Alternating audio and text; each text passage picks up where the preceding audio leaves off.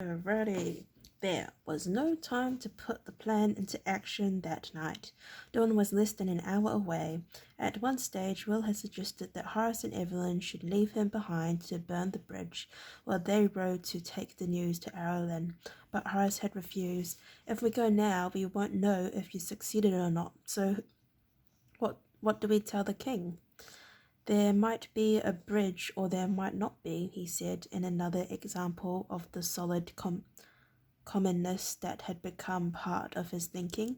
And besides, destroying a bridge this size might be a little more than you can manage alone, even a famous ranger like yourself.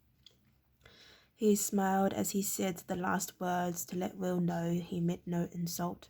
Will conceded to the point. Secretly, he was glad they would be with him. He shared Horace's doubts that he might not be able to handle the task alone.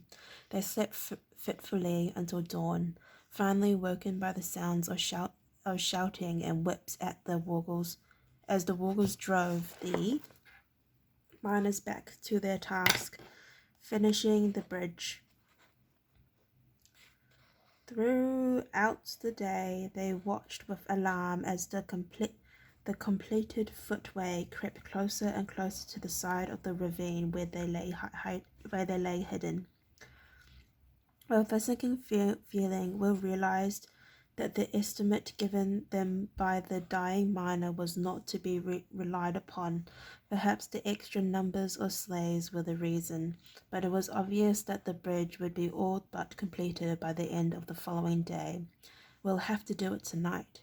He breathed the words in Evelyn's ear. The two of them lay prone on the rocks, overlooking the building site.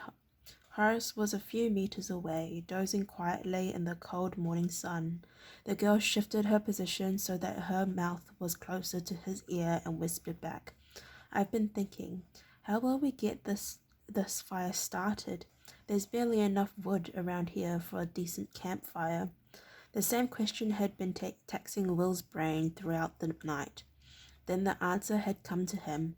He smiled quietly as he watched a group of kelp miners hammering pine boards onto the bridge framework to form the broad roadway. "There's plenty of good firewood here," he replied, "if you know where to look for it." Evelyn glanced at him, puzzled, then followed the line of his gaze. The frown on her forehead disappeared, and she smiled slowly. As dusk fell, the Wargers herded their weary, starving slaves back from the bridge and into the tunnel. Will noticed that by the end of the afternoon, the work of enlarging the tunnel seemed to have been completed. They waited an hour longer until full darkness. During that time, there had been no sign of any activity from the tunnel. Now that they knew to look for it, they could see the loom of the firelight from the valley at the other end of the tunnel, reflecting on the low, scudding clouds. "I hope it doesn't rain," said Horace suddenly. That put paid to our ideal, right?" Will stopped in his tracks and looked up at him quickly. That unpleasant thought hadn't occurred to him. "It isn't going to rain," he said firmly, and hoped he was right. He continued on then, leading Tug gently to the unfinished end of the bridge. The little horse stopped there, ears pricked and nostrils twitching to the sense of the night air. "Alert," said Will softly to the horse, the command word that told him to give warning if he sensed approaching danger. Tug tossed his head once, signifying that he understood. Then Will led the way across the framework of the bridge to where the footway was completed, stepping lightly as he crossed the narrow beams above the dizzying drop. Horace and Evelyn followed more carefully, but this night, to Horace's relief, there was less distance to travel before they reached the firm and comforting surface of the completed bridge. He realized that Will was right. Another day would see the bridge completed. Will slung his bow and quiver and laid them on the plankings. on the planking. Then he drew his sax knife from its scabbard, and dropping to his knees began to prise up one of the nearest planks from the bridge walkway. The wood was soft pine, roughly sawn and perfect firewood. Horace drew his dagger and began praising up the planks in the next row. As they loosened them, Evelyn moved them to one side, stacking them in a pile. When she had 6 planks, each over a meter long, she gathered them up and ran lightly to the far side of the bridge, stacking them on the far bank of the fissure, close to where the massive tarred cables were fastened on wooden pylons. By the time she returned, Will and Horace were well on the way to removing another 6. These she took to the other cable. Will had explained his plan to them earlier in the day. To make sure there was no remaining structure on the far side, they would need to burn through both cables and pylons at that end, letting the bridge fall into the depths of the fissure. The walkers might be able to span the fissure with a small temporary rope affair, but nothing substantial enough to permit large numbers of troops to cross in a short time. Once they had burnt the bridge, they would ride full speed to alert the king's army to the threat in the south. Any small numbers of Wiggles who might cross the fissure could then be easily dealt with by the kingdom's troops. The 2 boys continued levering the planks free and setting them to one side for Evelyn. In her turn, she maintained her constant ferrying back and forth across the bridge until the stacks by each pylon were piled high. In spite of the cold night, both boys were sweating freely with the effort. Finally, Evelyn laid a hand on Will's shoulders as he prised up on one board and began immediately on another. "I think it's enough," she said simply, and he stopped, rocking back on his heels and whipping his forehead with the back of his left hand. She gestured towards the other end of the bridge, where there were at least 20 planks piled up on either side of the road. He eased the cramps out of his neck, rolling his head from side to side, then stood up. "You're right," he told her. That should be enough to get the rest of it burning." Gesturing for the others to follow, he picked up his bow and quiver and led the way to the far side of the bridge. He looked critically at the 2 piles of wood for a moment or two.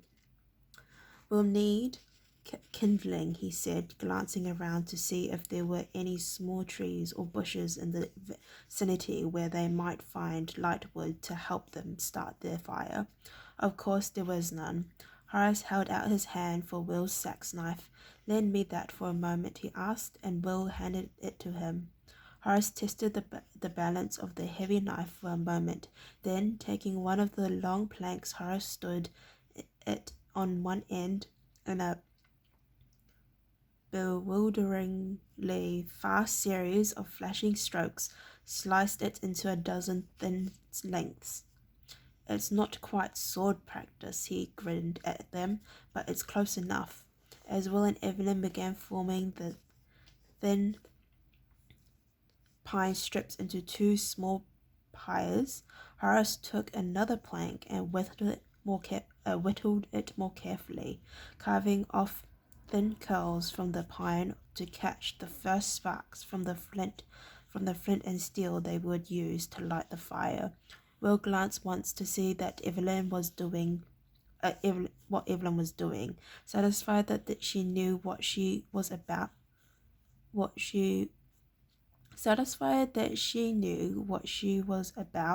He turned back to his own task, accepting the shaved pine from Horace as the other boy passed it to him in handfuls and stacking it around the base of the kindling.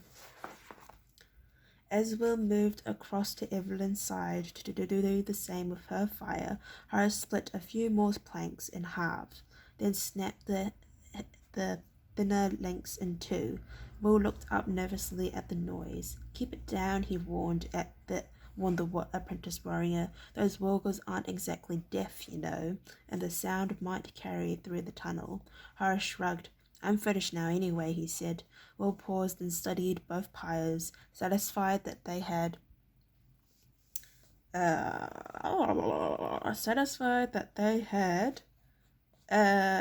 the right combination of kindling and lightwood to get them going. He mentioned the others to cross back to the other side. You two get going, he told them. I'll start the fire and follow you. Horace needed no second invitation. He didn't want to have to run across the bare beams of the bridge with the fire flickering around the cables behind him. He wanted plenty of time to negotiate the gap. Evelyn hesitated for a moment, then saw the sense in what Will had said. They crossed carefully, trying not to look down into the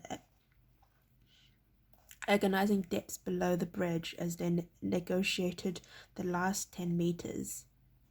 There was a wider gap now, of course, as they'd removed some of the boards that formed the road surface. Safe on the other side, they turned and waved to Will. They saw him, a crouched indistinct figure in the shadows beside the right-hand bridge support.